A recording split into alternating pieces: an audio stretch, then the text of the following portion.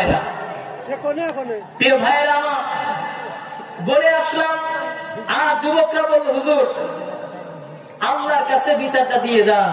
আমি বললাম না, আল্লাহর কাছে বিচার দিব না, কারণ বিচার দিলে দেখা গেল আল্লাহ তাআলা তাকে হয়তো বা কিছু করে দিতে পারে। কোন মানুষের নামে কোন বদদুয়া করা যাবে না, তবে আমি হেদায়েতের দোয়া করি, আল্লাহ তাআলা তাকে হেদায়েত দান করে দিক। 2 দিন পরে যেই ব্যক্তি কোরআনের কথায় বাধা দিয়েছিল তার পরিণতি কি হয়েছে? কথা বলেন ঠিক কিনা? এজন্য এখন আমি বলি, ফিরআউনের কি পরিণতি হয়েছিল এই ওয়াজ করব না, নমরুদের কি পরিণতি হয়েছিল সেই ওয়াজ করা বাদ দিব।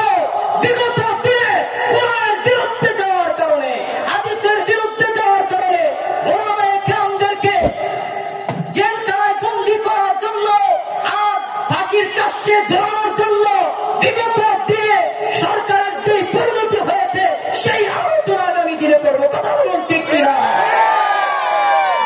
আর ফিরআউনের বয়ান করার দরকার আছে?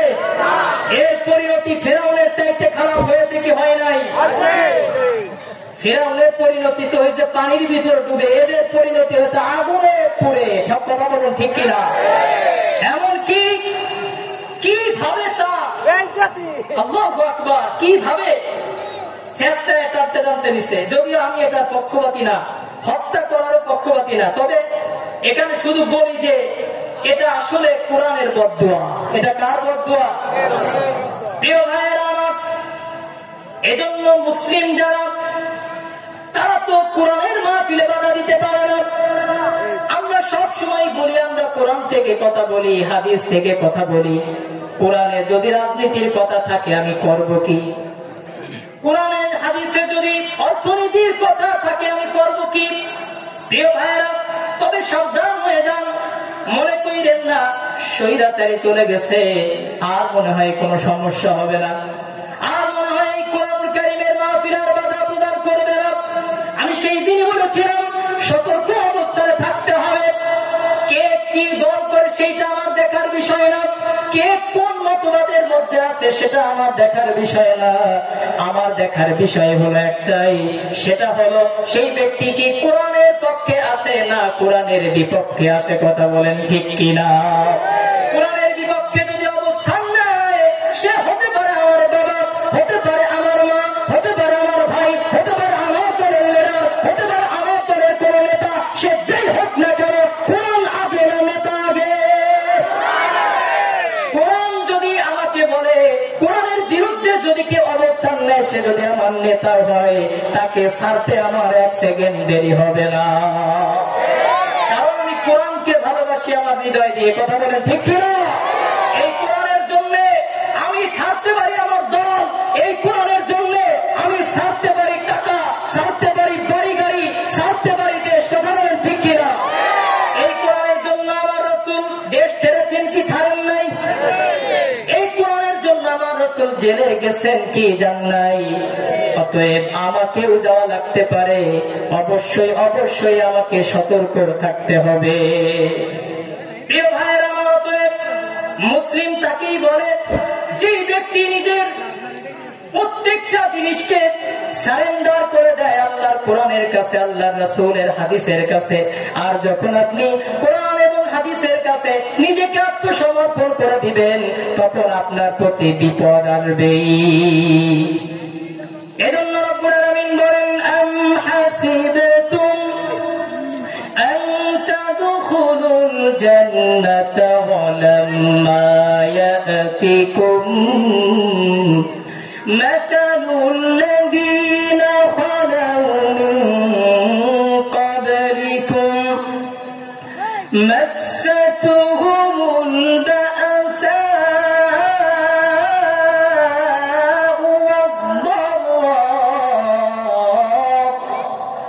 وزلزلوا حتى يقول الرسول والذين آمنوا معه متى نصر الله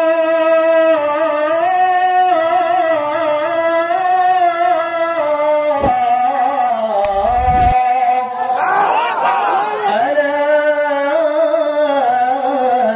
إن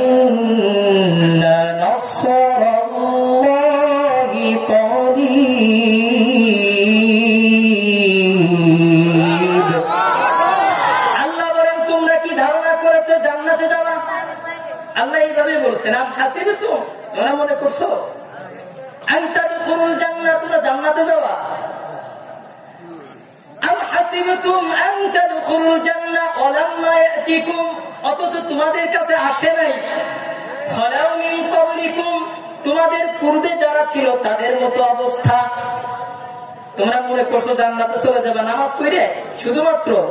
আল্লাহ বলে এই চিন্তা বাদ দাও, আগে যাদের অবস্থা ছিল কেমন হয়েছিল সেইটা একটু উদাহরণ না। কি উদাহরণ? বলে মাসাতহুমুল বাসা ওয়াদ-দাররা, তাদেরকে স্পর্শ করেছিল বরং যন্ত্রণাদায়ক কষ্ট তাদেরকে স্পর্শ করেছিল। ওয়াজুলজিলু হাত্তা ইয়াকুলার রাসূল, কত কষ্ট তাদের হয়েছিল, কত নির্যাতনের নিষ্ঠুরতা তাদের উপরে চলেছিল। দুনিয়ার বুকে নবীদের চাইতে তাকওয়াবান আর কেউ আছে নাকি? রাসূলদের চাইতে ধৈর্যশীল আর কেউ আছে নাকি? কথা বললেন না, সন্দেহ আছে যে হুজুর আমিই তো বড় ধৈর্যশীল, রাসূলরা আবার কি? তাই নাকি? রাসূলদের চাইতে ধৈর্যশীল আর কেউ আছে? সেই রাসূলরা বলেছে কুনার রাসূল ওয়াল্লাযীনা আমানু মাআহু মাতা নাসরুল্লাহ, আল্লাহর সাহায্য কখন আসবে? হযরত মুসা আলাইহিস সালামের দিকে তাকান, বনী ইসরাঈলদেরকে নিয়ে যখন তিনি রওনা করেছেন লোহিত সাগরের কিনারায় যখন চলে গেলেন, সামনে লোহিত সাগর, পিছনে ফেরাউন বাহিনী, সামনে যদি যায় তবুও মরতে হবে, দাঁড়িয়ে থাকলে ফেরাউনের হাতে মরতে হবে, কি করবে তখন? উপায় কি আর আছে? কথা বলে আল্লাহ বলেন এই সময় আলা ইন্না রাসূলুল্লাহি করিব, আল্লাহু আকবার। আল্লাহ বলেন আর চিন্তা নাই, যখন তোমার হাত থেকে সমস্ত ক্ষমতা চলে যায়, তোমার চেষ্টা যখন শেষ হয়ে যায়, আল্লাহর সাহায্য তখন শুরু হয়। আল্লাহ তাআলা সাহায্য করে দিলেন লাঠির মাধ্যমে। তাদের কল্পনায় ছিল এটা? বলেন, এটা তাদের কল্পনায় ছিল? ছিল না। আমাদের রাসূলের দিকে তাকান, প্রিয় নবী আমার মক্কার বুকে 13 বছর দাওয়াত দিয়েছেন। বিভিন্ন সময় আল্লাহ নবীর উপরে নির্যাতন হয়েছে, কখনো তাকে গালি দেওয়া হয়েছে, কখনো প্রিয় নবীর উপরে তারা হামলা করেছে। আমার নবীর চেহারার মধ্যে আঘাত করা হয়েছে, পাথর দিয়ে আমার নবীর চেহারাটাকে খণ্ড বিখণ্ড করা হয়েছে। কিন্তু যখন নাকি আমার নবীর বিরুদ্ধে চূড়ান্ত ষড়যন্ত্র চলে আসলো, কুরাইশ এবার মিটিং ডাক দিল, এ মুহাম্মদ সাল্লাল্লাহু আলাইহি ওয়াসাল্লামকে তো কোনোভাবে আর দমানো যাচ্ছে না, কি করা যায়? বলে এইবার সিদ্ধান্ত হলো তাকে দুনিয়া থেকে বিদায় করে দিতে হবে, কি করা যায়? যুবকদেরকে একত্রিত করা হলো, আজকে রাতেই তাকে হত্যা করতে হবে। সমস্ত যুবকেরা বিশ্ব নবীর ঘরটাকে ঘিরে ধরে রেখে দিল, সারা রাত এইভাবে থাকবে, সকালবেলা বিশ্ব নবীকে তারা হত্যা করবে। হিজরতের হুকুম আসে না, হুকুম আসে না। ওই রাত্রবেলা আল্লাহ তাআলা বলেন, হে রাসূল আপনি এইবার মদিনার দিকে হিজরতের পথ ধরেন। প্রিয় নবী আমার বলেন, আল্লাহ বাহিরে তো যুবকেরা দাঁড়িয়ে আছে, আমাকে যদি দেখে হত্যা করবে। জিবরাইল আমিন বলেন, আপনি যাবেন আর এক মুষ্ঠ মাটি নিয়ে, বালু নিয়ে আপনি নিক্ষেপ করবেন, তারপরে আপনি হেঁটে চলে যাবেন। সুবহানাল্লাহ বলেন। প্রিয় নবী আমার বের হয়ে এক মুষ্টি মাটি নিয়ে নিক্ষেপ করলেন। প্রত্যেকটা কাফের মুশরিকের চোখের মধ্যে আল্লাহ তাআলা বালু পৌঁছে দিলেন। প্রিয় নবী আমার হিজরত করে মদিনার মধ্যে চলে আসলেন। তার মানে কোন সময় আল্লাহ তাআলার সাহায্য আসে? বলে সাহায্যটা ওই সময় আসে যখন নাকি মুমিন বান্দার হাতে আর কোনো ক্ষমতা থাকে না, চেষ্টার সর্বোচ্চ সে করে ফেলে, আর নিজের হাতে কিছু থাকে না। আল্লাহ তাআলা বলেন, তখনই আমি আমার বান্দার প্রতি সাহায্য অবতীর্ণ করি। বাংলাদেশে আমরা দেখেছিলাম 5 তারিখের আগে বাংলাদেশের মানুষেরা বলতো এই স্বৈরাচারীর পতন কোনোদিন হবে না। বলতো কি বলতো না? আমিও কত বলছি যে শেখ হাসিনা যে কয়দিন আছে এই কয়দিনে থাকবে, এরপরে হয়তো বা ক্ষমতা যাইলেও যাইতে পারে, আবার না গেলেও না যাইতে পারে। এটা আমি বলছি কত। কিন্তু যখন আমরা দেখলাম মুমিনদের হাত থেকে সমস্ত ক্ষমতা চলে গেছে, কোরআনের একটা কথা বলার সময় 100 বার ভাবা লাগে। মেম্বারে বসে একটা কথা বলবো, কোন অ্যাঙ্গেলে বললে কারোর গায়ে লাগবে না। এখন যেমন কোরআন স্টাডি করি মানুষকে একটু সহবত দেওয়ার জন্য, একটু নসিহত করার জন্য, আর ওই সময় বসে বসে চিন্তা করতাম কোন অ্যাঙ্গেলে বলবো, যে অ্যাঙ্গেলে বললে কারোর গায়ে লাগবে না কিন্তু হক কথা হবে। আচ্ছা, হক কথা এগুলো বলা যায় কোন? তো এক ডাক্তার, সে এখন অপারেশন করবে কিন্তু অপারেশনে কোনো কাঁদবে না, সে অপারেশন হয় কম? এমন অবস্থা যখন হয়ে গেল, যেই হক কথা বলে তাকে জেনে, যেই হক কথা বলে তাকে জেনে যেতে হয়, তাকে কল্লা দিতে হয়। কোরআনের মঞ্চে আর কথা বলার কোন সুযোগ যখন থাকে নাই, আল্লাহ তাআলা বলেন এইবার আমার সাহায্য আসবে। কোথা থেকে সাহায্য আসবে তোমরা টের পাবা না। আমি দুনিয়ার বুকে যারা স্বৈরাচারী আছে তাদেরকে আমি বড় কিছু দিয়ে পতন ঘটাই না। ফিরআউনের পতন ঘটিয়েছি অল্প কিছু দিয়ে, নমরুদের পতন ঘটিয়েছি আমি ল্যাংড়া বসা দিয়ে। আর এই স্বৈরাচারীর পতন বড় বড় কোন দলের দ্বারা হবে না, এই স্বৈরাচারীর পতন হবে ছোট ছোট বাচ্চাদের দিয়ে। বলেন সুবহানাল্লাহ। প্রিয় ভাইয়েরা, এজন্য যদি আমি আত্মসমর্পণ করি আল্লাহর কাছে, তাহলে অবশ্যই অবশ্যই আমার উপরে নির্যাতন আসতে পারে, আমার উপরে নিপীড়ন আসতে পারে। আমরা কি সেইগুলোর জন্য প্রস্তুত আছি ইনশাআল্লাহ?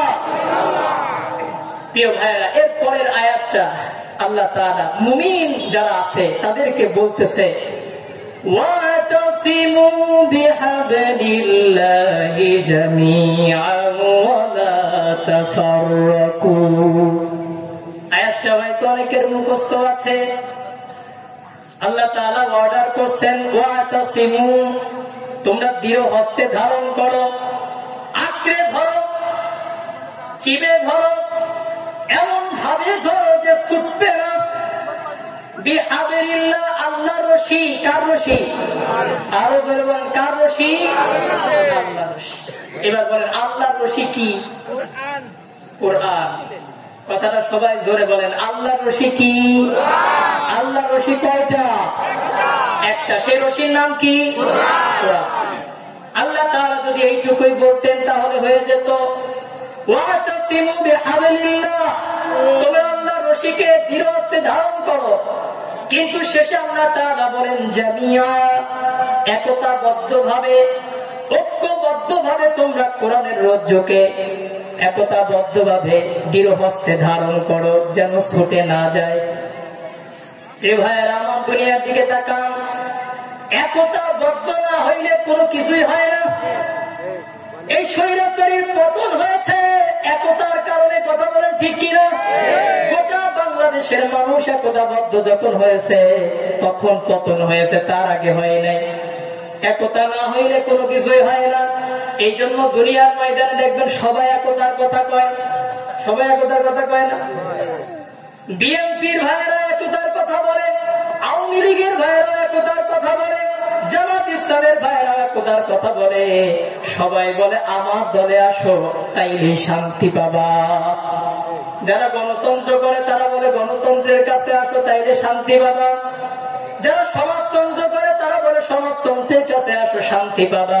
সবাই বলে খালি আমার কাছে আসো, আমার কাছে আসো।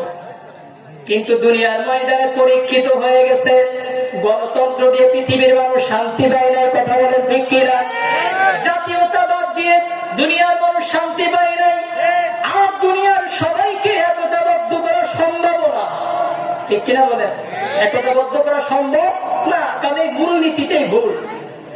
আল্লাহ বলেন করু নিয়ামতাল্লাহ, তোমরা একটু স্মরণ করো আল্লাহর নিয়ামতের কথা। ইয কুনতুম আ'দাআন ফাআল্লাফা বাইনা কুলুবিকুম, তোমরা ছিলে একে অপরের শত্রু। ইসলাম আসার পূর্বে বনু কুরাইজা আর কুরাইশদের মধ্যে সব সময় যুদ্ধ লেগে থাকতো। একটা যুদ্ধ প্রায় 100 বছর যাবৎ চলছে। কতদিন?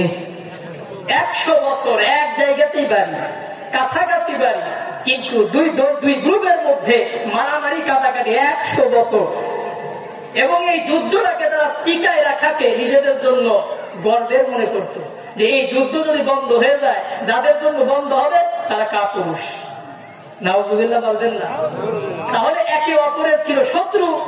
মারামারি কাটাকাটি যে যত বেশি করতে পারতো তার সম্মান তত ছিল বেশি।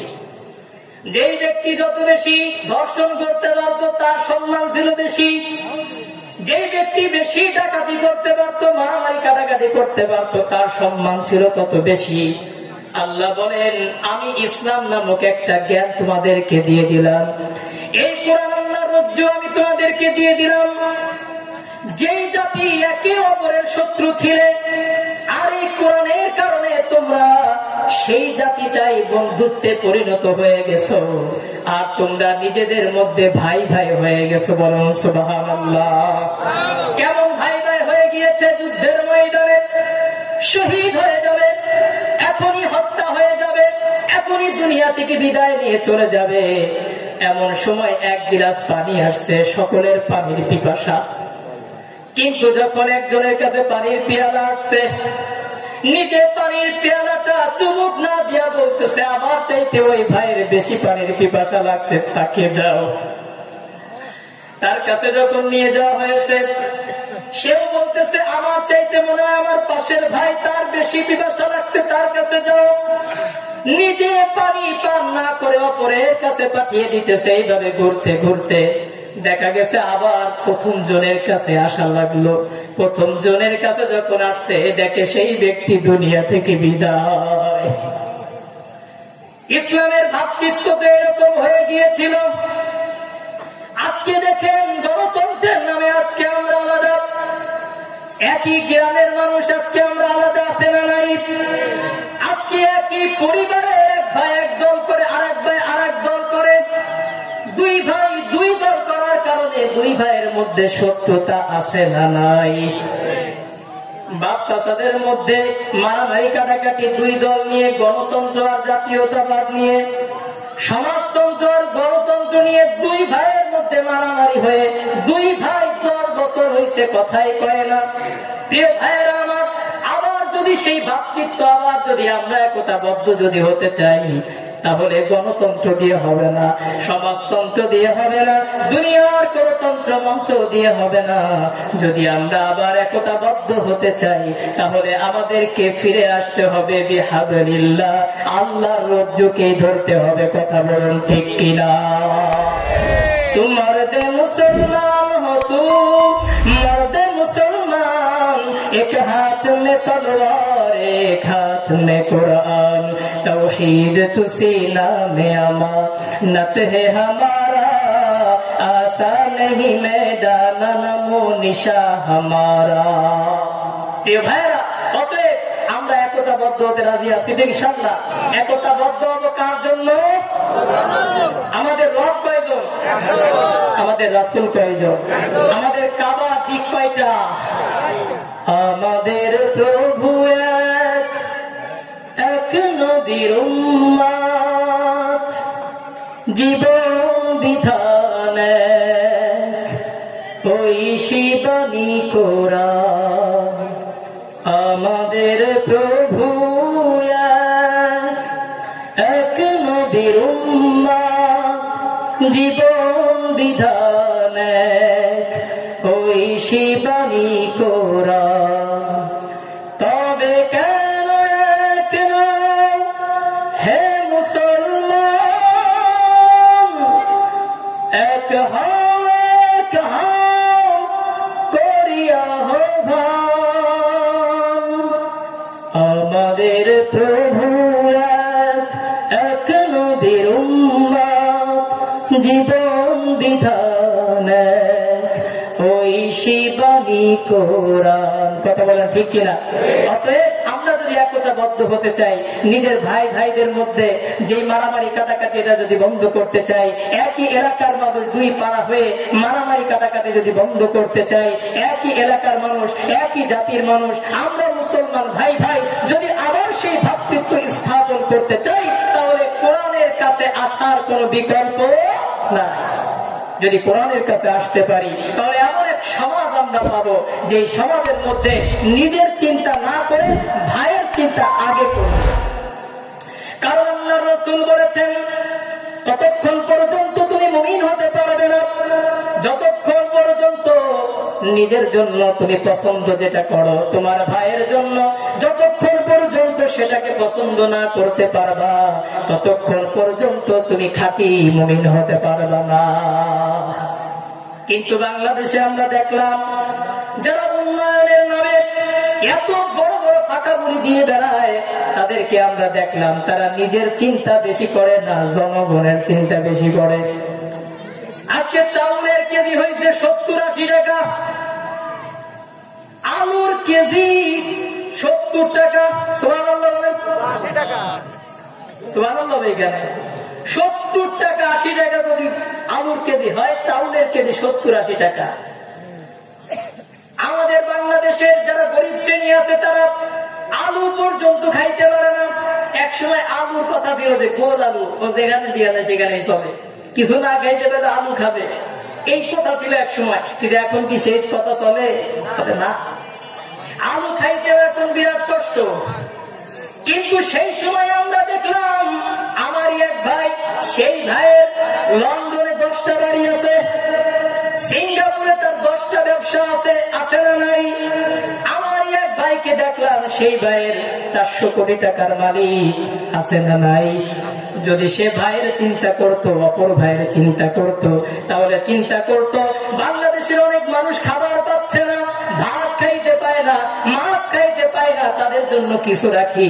আমার তো 400 কোটি টাকা তো দরকার নাই, 400 কোটি টাকা দিয়ে আমি কি করব? কথা বলেন ঠিক কিনা?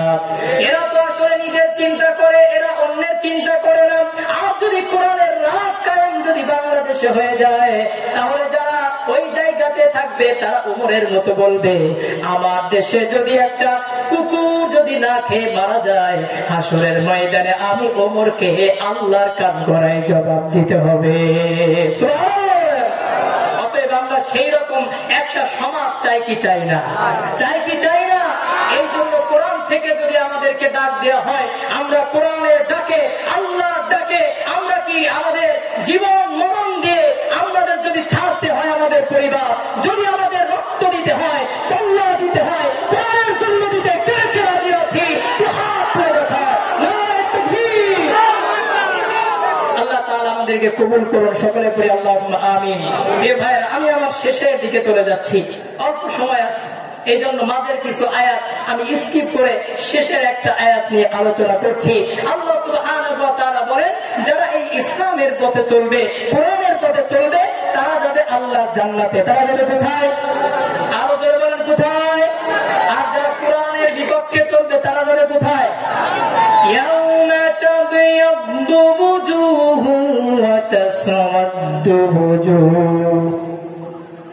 হাসরের ময়দানে কিছু মানুষের মুখগুলো হবে বড়ই কালো, অন্ধকার আচ্ছন্ন হয়ে যাবে। আবার কিছু মানুষের মুখ হবে এত বেশি উজ্জ্বল, পূর্ণিমার চাঁদ যেমন উজ্জ্বল তার চাইতেও বেশি উজ্জ্বল। সুবহানাল্লাহ বলেন। এমন মানুষ তো হাসরের ময়দানে উঠবে। আল্লাহ তাআলা বলেন, ومن أعرض عن ذكري فإن له معيشة ضنكا ونحشره يوم القيامة أعمى। যখন আমি আয়াতটা পড়ি তখন আমার অন্তরে রক্তক্ষরণ শুরু হয়ে যায়। আল্লাহ তাআলা হাসরের ময়দানে কিছু কিছু মানুষদেরকে উঠাবেন, তারা উঠার পরে তাকিয়ে দেখবে চোখে তারা কিছুই দেখে না, চোখ আছে কিন্তু তারা চোখ দিয়ে কিছুই দেখছে না। আল্লাহর কাছে তখন ডাক দিয়ে বলবে, ক্বালা রাব্বি লিমা হাশারতানি আমা। তারা বলতে থাকবে, আল্লাহ, দুনিয়ার ময়দানে তো আমি অন্ধ ছিলাম না, দুনিয়াতে আমি চোখে দেখতাম, কিন্তু আজকে কেন আমি অন্ধ হয়ে গেছি? আল্লাহ তাআলা বলবেন, ক্বালা কাযালিকা আতাতকা আয়াতুনা ফানাসিতাহা। দুনিয়ার ময়দানে তুমি আমার আয়াতকে, আমার কোরআনকে তুমি ভুলে গিয়েছিলে, আজকে আমিও তোমার কথা ভুলে গিয়েছি। নাউজুবিল্লাহ বলেন। তুমি আজকে অন্ধই থাকবে, কত মানুষের পেট হবে ঘরের মতো পেট, কেউ এমন হবে তার চেহারাটা হবে শুকরের চেহারার মতো, হাজারো আকৃতিতে হাসরের ময়দানে মানুষগুলো উঠবে। আবার রব্বুল আলামিন বলেন, আবার কারোর চেহারা পূর্ণিমার চাঁদের মতো জিরিক দিতে থাকবে। প্রিয় ভাইরা, পিছনের ভাইরা দাঁড়ায় আছে, অল্প কয়েক মিনিট আমরা আলোচনা করব। একটু ভিতরে যারা আছি আপনারা ভিতরে চলে আসেন, দরকার হলে সামনে কষ্ট না দিয়ে ভিতরে জায়গা আছে, আপনারা ভিতরে চলে আসেন ইনশাআল্লাহ। প্রিয় ভাইরা আমার, আল্লাহ তাআলা ভিতরে জায়গাগুলো আমরা একটু যদি পারি পূরণ করে বসি, পারলে একটু পূরণ করে বসি। আল্লাহর জন্য যদি আমরা কষ্ট করি, আল্লাহ তাআলা আমাদেরকে জাযা খায়ের দান করবে ইনশাআল্লাহ। একটু জিকির করতে করতে আগে আসি, লা ইলাহা ইল্লাল্লাহ, একটু আগে আসি, লা ইলাহা লা ইলাহা ইল্লাল্লাহ, লা ইলাহা ইল্লাল্লাহ মুহাম্মাদুর রাসূলুল্লাহ সাল্লাল্লাহু আলাইহি ওয়াসাল্লাম। আল্লাহ তাআলা হাসরের ময়দানে বিচার কাজ শুরু করে দিবে। আল্লাহ তাআলা সর্বপ্রথম ডাক দিয়ে ডাকবে, ওয়ামতাজুল ইয়াওমা আইয়ুহাল মুজরিমুন, কারা তোমরা আছো দুনিয়ার ময়দানে জুলুম করেছিলে, পাপাচার করেছিলে, আমি আল্লাহ তাআলার কোরআনের বিধান অনুযায়ী চলো নাই, তারা এক সাইডে চলে যাও। আল্লাহ তাআলার এই ধমক শুনে হাসরের ময়দানে তো টু শব্দ করারও কারোর সাহস থাকবে না। আল্লাহ তাআলা এক ধরনের ফেরেশতা নিয়োগ করবে, যেই ফেরেশতাদের চোখ নাই, কিছুই দেখে না, কান নাই, কিছুই শোনে না, অনুভূতি শক্তি পর্যন্ত নাই। ফেরেশতাদের একটাই মাত্র কাজ, সেটা হলো হাসরের ময়দানে যখন নাকি তাদেরকে নিয়োগ করা হবে, হাতের মধ্যে 70 হাত আগুনের লাঠি থাকবে, ওই লাঠি দিয়ে এক চারটা বাড়ি শুরু করবে। মা নবী আমার বলেন, এই বাড়ি যার গায়ে একবার লাগবে জাহান্নামের তলদেশে গিয়ে পড়বে, কোনদিন আর ওই ব্যক্তিকে জাহান্নাম থেকে ওঠানো হবে না। সাহাবীরা যখন এই আলোচনা শুনেছে, আমরা তো মনে করলাম কি না কি, এরকম হইলে হইতে পারে, না হইলেও নাই, কারণ দুনিয়ার প্রতি আমাদের এত বেশি ভালোবাসা। এখনই যদি বলা হয় এইখান থেকে উঠে চলে গেলে 100 টাকা করে দেওয়া হবে, বলেন তো কেউ এইখান থেকে উঠবে? কেউ উঠবে না।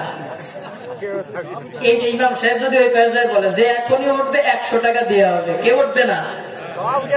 আল্লাহ এত ভালো, 100 টাকার জন্য আমরা সব ছেড়ে দিতে রাজি, কিন্তু একটা নেকির জন্য রাজি আছি। একবার সুবহানাল্লাহ বললে কি কোনো নেকি হয়? হয়। কত নেকি? সেদিন আমাকে একজন প্রশ্ন করে, হুজুর এই যে একবার সুবহানাল্লাহ বললে যে জান্নাতের মধ্যে যে গাছ লাগানো হবে, তাও আবার বললেন যে এত বড় গাছ যে এই গাছের এই প্রান্ত থেকে ওই প্রান্ত শেষ করতে পারবে না 500 বছর পর্যন্ত দ্রুতগামী বাহন গেলে। আমি আবার সেদিন আমার নতুন একটা কথা বলছি, সেটা হলো যে নবী সাল্লাল্লাহু আলাইহি ওয়াসাল্লামের সময় ছিল দ্রুতগামী বাহন ঘোড়া, তো এখন তো দ্রুতগামী বাহন তো ঘোড়া না, এখন দ্রুতগামী বাহন হচ্ছে রকেট, এখন দ্রুতগামী বাহন হচ্ছে প্লেন। এইগুলা যদি 500 বছর পর্যন্ত যায়, এরপরেও এই গাছের এক প্রান্ত থেকে অপর প্রান্ত শেষ করতে পারবে না। তো হুজুর এইটা তো বললেন, তো এত বড় গাছ জীবনে কতবার সুবহানাল্লাহ পড়ছি যে কোনো হিসাব নাই, তো এত গাছের ফল এ খেয়ে কতদিন শেষ করতে পারবো আমি? চিন্তা করছেন? ও টেনশনে আছে যে এত গাছ আর এত ফল এ কি আমি খেয়ে শেষ করতে পারবো? কি টেনশন! প্রিয় ভাইয়েরা, দুনিয়ার সাথে জান্নাতের কোনো তুলনা চলে? আওয়াজ করে বলেন। আপনাদের মনে এটা আসে যে কথা তো তাই, তো তাই না? আরে ভাই, দুনিয়ার আখিরাত তো এক না। দুনিয়ার সবকিছু তো পতনশীল, সবকিছু নষ্ট হয়। কুরবানির গোশত এখনো অনেকের ফ্রিজে আছে, আছে না নাই? কিছু মানুষের ফ্রিজে এখনো আছে, তারা টার্গেট করে রাখছে আগামী বছর কুরবানি পর্যন্ত এটা নেব ইনশাআল্লাহ। আগামী বছর কুরবানির গোশত দিয়ে কুরবানির দিন নাস্তা করা কি? আওয়াজ করে বলেন, সুন্নাহ। কুরবানির দিনে কুরবানির গোশত দিয়ে ইফতার করা সুন্নাহ। বুঝতে পারছেন?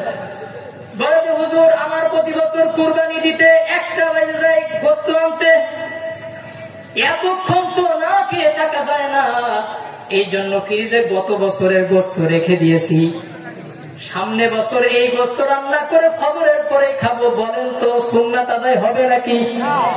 চিন্তা করছেন? মাসালা জিজ্ঞেস করতে, এটা কি সুন্নাত আদায় হবে কি?